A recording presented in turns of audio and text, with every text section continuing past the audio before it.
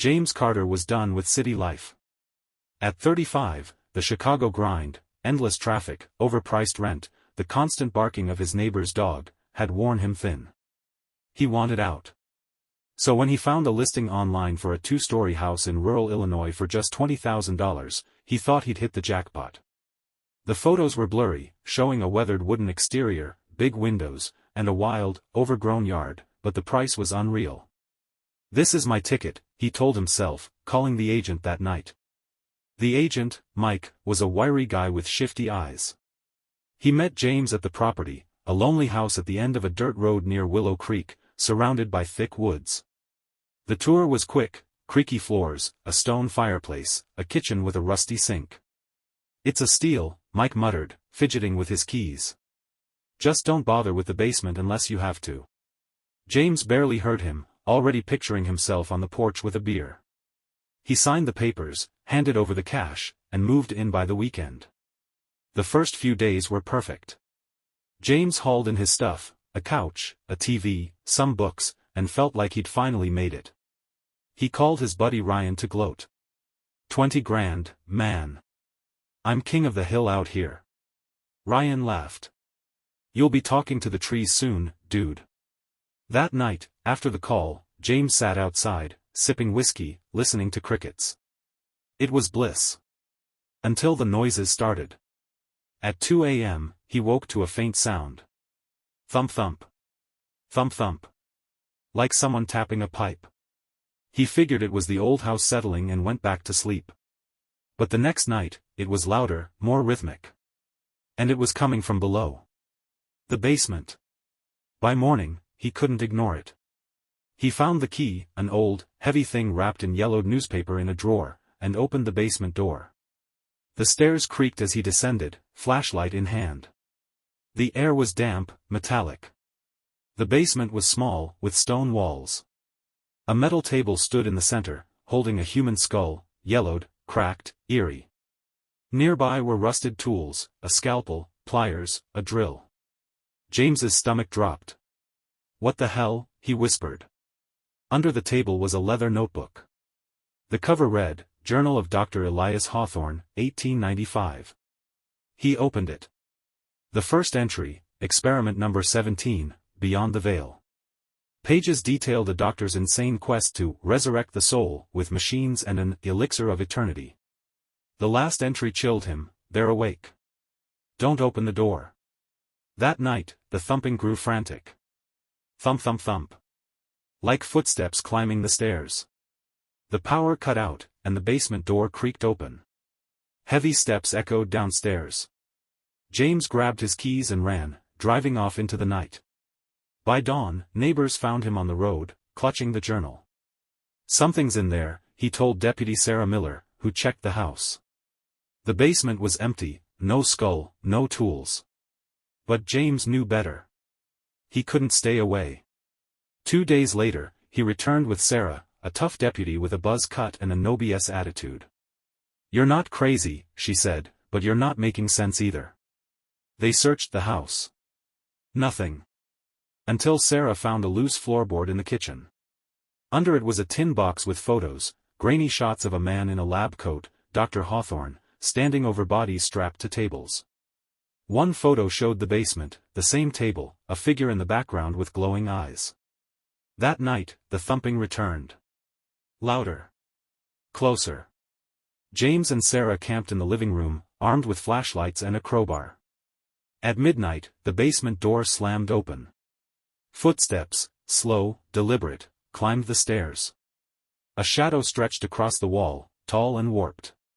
"Get out!" James yelled, but Sarah grabbed the crowbar and charged. The shadow vanished, but the air turned ice cold. The next day, they dug into Hawthorne's past. Town records showed he'd lived there in the 1890s, a doctor obsessed with death. He'd disappeared after a fire gutted half the house. Locals whispered he'd gone too far, experimenting on vagrants. Sarah found a newspaper clipping, "Mad Doctor's Home Abandoned After Strange Lights Seen in Woods." The noises didn't stop. Each night, the thumping grew, joined by whispers, guttural, unintelligible. James started seeing things, a figure in the yard, eyes glinting in the dark. Sarah stayed over, skeptical but shaken. One night, they set up a camera in the basement. The footage showed nothing, until 3 a.m., when the screen flickered. A shape appeared, tall, thin, its face a blur of shadows. It turned to the camera and smiled. James couldn't sleep after that footage. The image of that blurred, smiling face burned into his mind, replaying every time he closed his eyes. Sarah, usually unflappable, was rattled too. "That's not a glitch," she said, replaying the video on her laptop. "Something's down there, and it knows we're watching." They sat in the living room, the house creaking around them, the air thick with tension. The thumping had stopped, for now, but the silence felt worse, like the calm before a storm. By morning, they decided to act. Sarah called in a favor from an old friend, Tom, a history professor at the University of Illinois who specialized in weird Americana. Tom arrived that afternoon, a lanky guy with glasses and a backpack full of books. He took one look at the journal and whistled. "Elias Hawthorne? This guy's a ghost story around here. Supposedly, he was trying to cheat death. Locals say he succeeded, just not the way he planned." Tom pored over the journal, decoding Hawthorne's scribbles. He wasn't just a doctor, he was into some dark stuff. Alchemy, occult rituals. "This elixir, he mentions. Probably a mix of chemicals and God knows what else. He thought he could trap souls, bring them back." James felt a chill. "So what's in my basement?" Tom hesitated. If he pulled it off, maybe something that didn't want to come back. They agreed to search the property. Armed with flashlights, a shovel, and Sarah's service pistol, they started in the yard. The woods behind the house were dense, the ground uneven. After an hour, Tom spotted something, a stone marker half buried under roots, etched with faded symbols. "This looks like a ward," he said. "Meant to keep something in, or out." Nearby, they found more, a ring of stones, charred earth, bones scattered in the dirt. Animal bones, Tom hoped, but James wasn't so sure. That night, the house came alive. The thumping returned, shaking the floors. Whispers filled the air, overlapping, angry. James, Sarah, and Tom barricaded themselves in the living room, furniture shoved against the basement door. At 2 a.m., the camera feed cut out. Then the scratching started, slow, deliberate, like nails on wood. It came from the walls, the ceiling, everywhere. "It's surrounding us," Sarah whispered, gripping her gun. The door rattled. Something heavy slammed against it, once, twice. Tom clutched a book, muttering about protective runes. James grabbed the crowbar, heart pounding. On the third hit, the door splintered, and a stench rolled in, rotting meat and wet earth. A figure stepped through, tall, skeletal, its skin gray and stretched tight. Its eyes glowed, faint and sickly, and that smile, wide, unnatural, split its face. "You shouldn't have come," it rasped, voice like gravel. Sarah fired. The bullets hit, but the thing didn't flinch. It lunged, and James swung the crowbar, cracking its arm. It howled, retreating into the basement. They didn't follow. At dawn, the house was quiet again, but the door hung in pieces. "We need help," Tom said. "This is beyond us." They drove to town, crashing at Sarah's place. Tom called a contact, a woman named Rachel, who dealt with unexplained cases. She arrived the next day, a short, intense brunette with a duffel bag of gear, salt, iron rods, a recorder. "You've got a revenant," she said after hearing the story. "Hawthorne didn't resurrect a soul, he pissed one off. It's tied to the house, and it's not happy you're there." Rachel led them back, setting up a perimeter of salt and iron. "We're not fighting it," she said. "We're sending it back." That night, they descended into the basement, the air thick with that same stench. Rachel chanted, her voice steady, while James held an iron rod, sweating. The thumping started, then a scream, not human, not animal, something else. The thing emerged, faster this time, claws slashing. Sarah shot again, buying time. Rachel finished the chant, and the air pulsed. The creature shrieked, dissolving into smoke, leaving only silence. But it wasn't over. The next day, James found a new entry in the journal, fresh ink, his handwriting, "They'll never leave." He hadn't written it. Rachel frowned. "There's more than one." Hawthorne opened a door, and it still cracked. The house wasn't safe. James moved out, crashing with Ryan in Chicago. But the whispers followed, faint, persistent. Every night, he checked the locks, the windows, waiting for the thump-thump to start again. Back in Chicago, James tried to rebuild. Ryan's apartment was a cramped two-bedroom on the south side, but it beat the house in Willow Creek. "You look like hell," Ryan said, handing him a beer. James hadn't slept in days. The whispers clung to him, soft, insistent, like a radio stuck between stations. He'd left the journal with Rachel, hoping distance would break the connection, but it didn't. At night, he'd wake to shadows shifting in the corners, gone when he turned on the light. "It's in my head," he told himself, but doubt gnawed at him. Sarah kept in touch, texting updates. She and Tom were digging into Hawthorne's past, chasing leads in old archives. Rachel stayed near Willow Creek, monitoring the house. "It's quiet," she reported, "but quiet doesn't mean safe." James wanted to believe it was over, but 2 weeks later, Ryan found him staring at the wall, muttering. "Dude, you're freaking me out," Ryan said. James snapped out of it, claiming exhaustion, but he'd heard it again, thump-thump. Faint, distant, inside his skull. Sarah called that weekend. "We found something. Meet us in Springfield." James didn't want to go, but Ryan dragged him along. "You're not ditching this alone, man." They met Sarah and Tom at a dusty library, where Tom spread out yellowed documents. Hawthorne wasn't alone, he said. He had a partner, Margaret Voss, a chemist. She vanished the same night he did. These letters say they were testing the elixir on people, willing or not.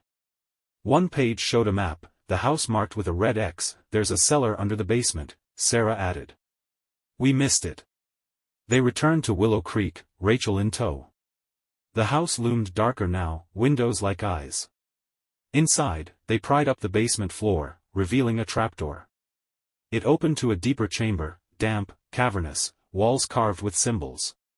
Iron cages lined one side, rusted but intact. In the center sat a machine, gears, tubes, a glass tank with a greenish residue, the elixir. "This is where it happened," Tom whispered. Bones littered the floor, human, picked clean. The air shifted. Whispers swelled, circling them. Rachel sprinkled salt, but it didn't help. Shadows moved, coalescing into figures, 5, 6, more. Gray skin, glowing eyes, smiling. "You woke us," one hissed. James swung an iron rod, hitting nothing but air. Sarah fired, bullets passing through. Rachel shouted, "The machine! Destroy it!" Tom grabbed a wrench, smashing gears. The figures shrieked, lunging.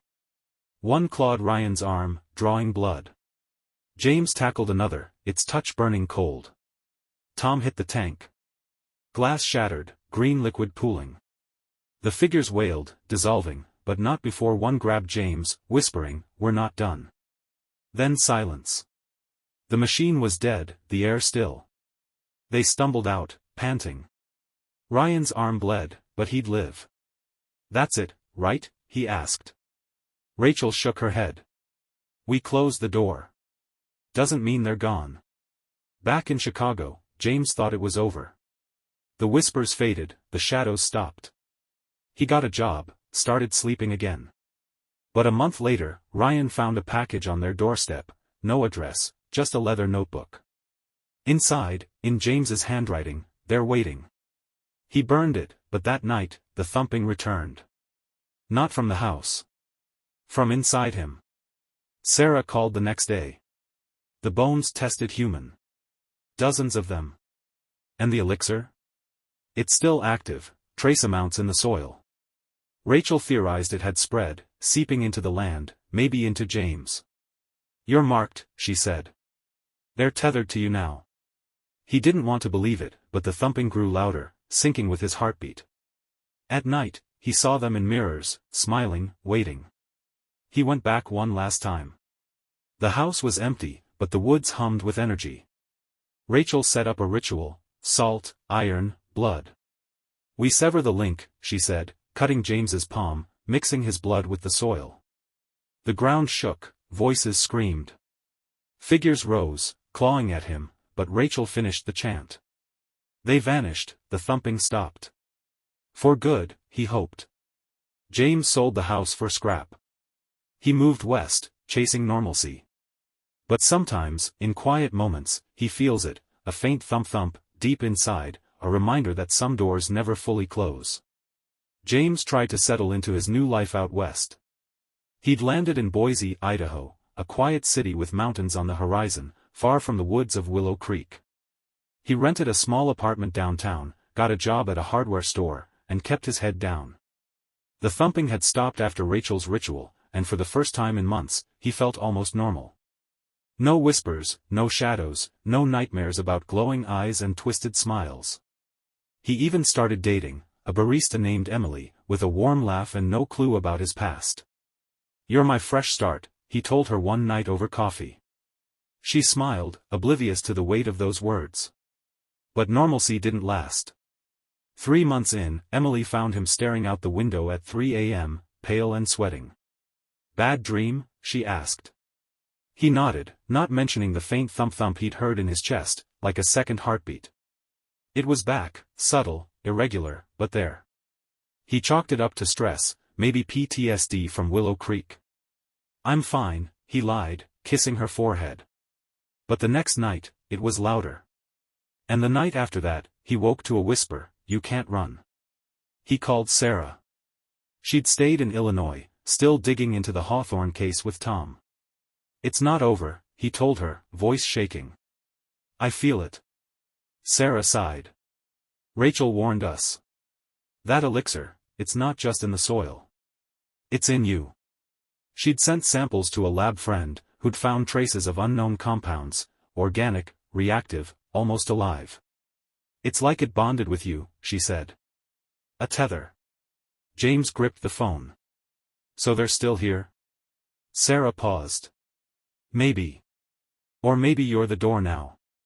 He didn't tell Emily. She'd think he was crazy, and he couldn't lose her. But the signs grew. Shadows flickered in his peripheral vision.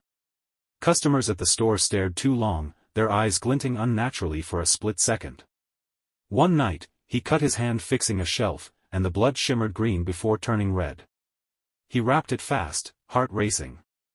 "This isn't happening," he muttered, but the thumping pulsed stronger, sinking with his breath. Rachel showed up unannounced a week later, duffel bag in hand. "Sarah called me," she said, stepping inside.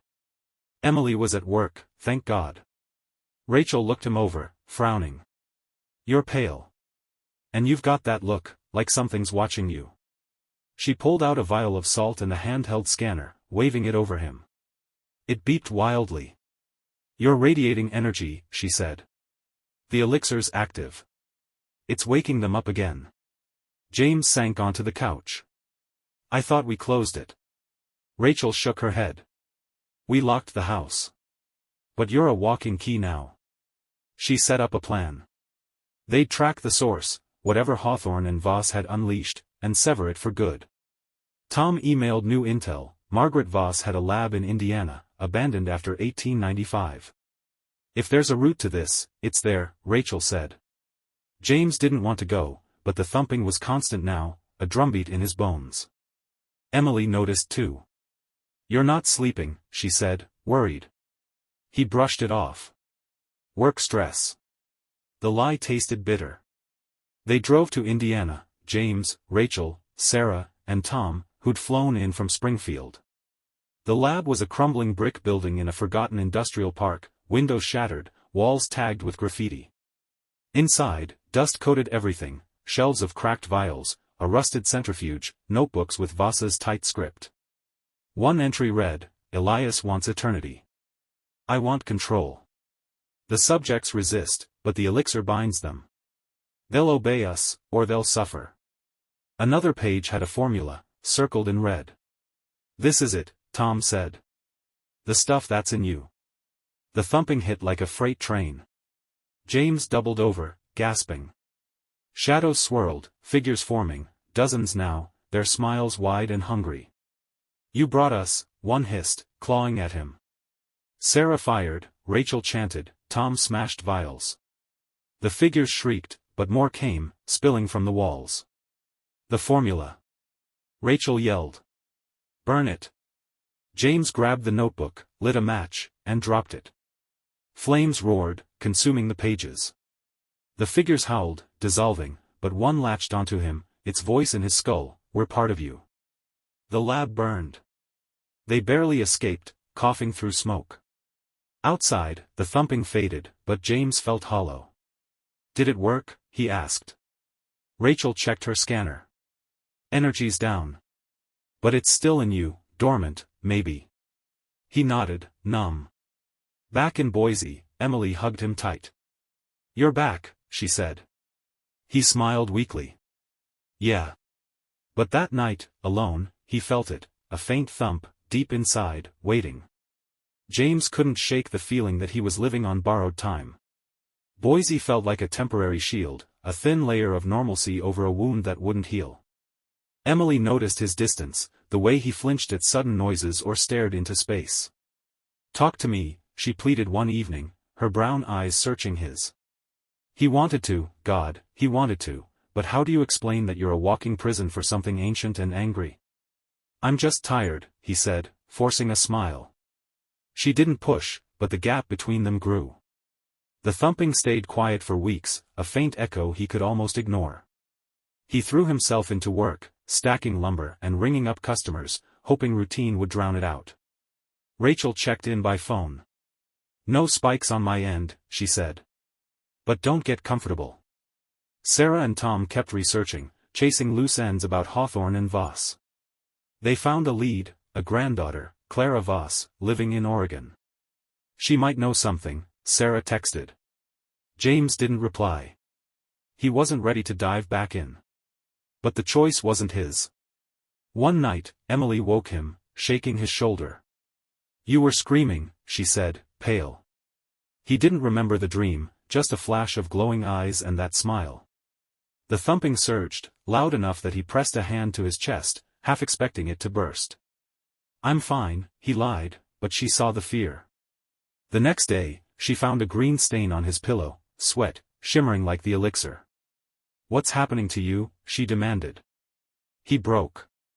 "Something followed me from that house," he said, voice cracking. "It's inside me." Emily didn't run.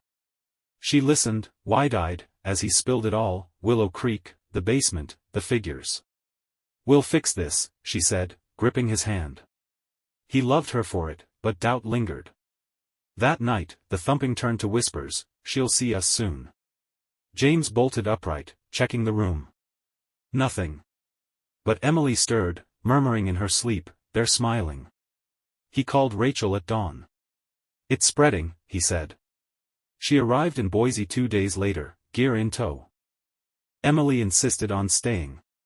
"I'm not losing you to this," she said. Rachel scanned them both. James lit up like a beacon, Emily had a faint trace. "It's jumping," Rachel said. "You're the source, and she's too close." James felt sick. "Can we stop it?" Rachel nodded. "We find Clara Voss. She's our last shot."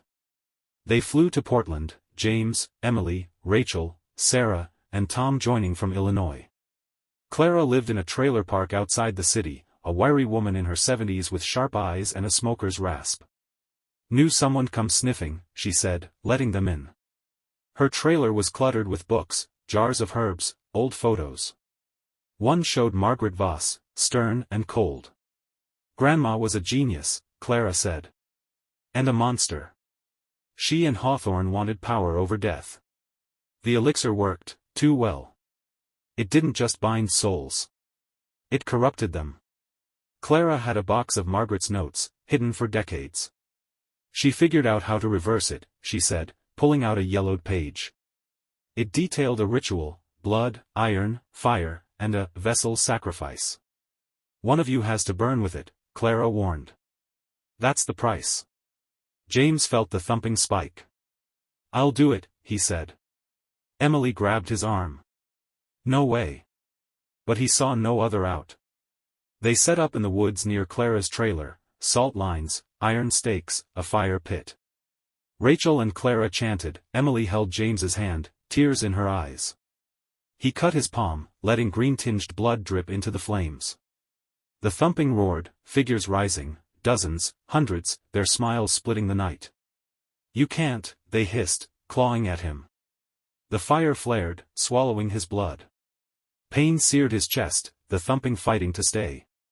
Emily screamed his name as he staggered, the figures shrieking, dissolving into ash. He didn't burn. The fire died, and he collapsed, alive. The thumping was gone. Rachel scanned him, clean. Emily too. "It worked," Clara said, stunned. "You broke the cycle."